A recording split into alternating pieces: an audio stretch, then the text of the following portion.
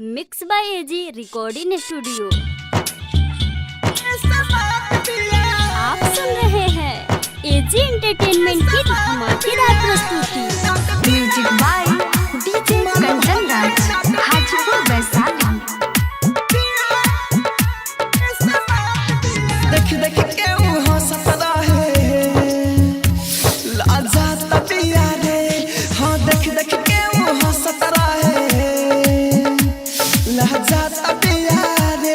माल भोले नट बिया समाट बिया रे, माल भोले नट बिया समाट बिया रे। Mix by AG recording studio.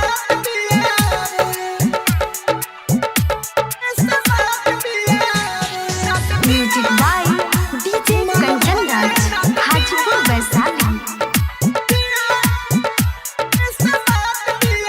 जाई जब देखे साला बनाई बेटे,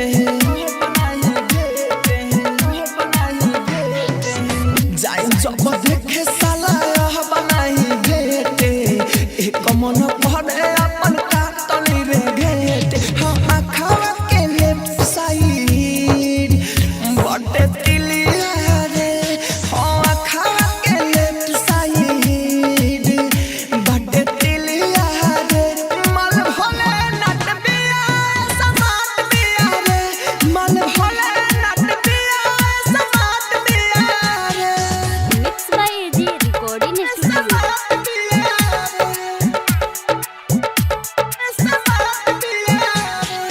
music by DJ Kanchan Raj, Hajipur Vaishali. साची कहिले सुना मनीषा हो, साची कहिले सुना मनीषा हो। लड़की नील बड़ा करे के मिसा हो। हरा तभरा जागत रही सुते दुनिया रे। हरा तभरा जागत रही सुते दुनिया रे।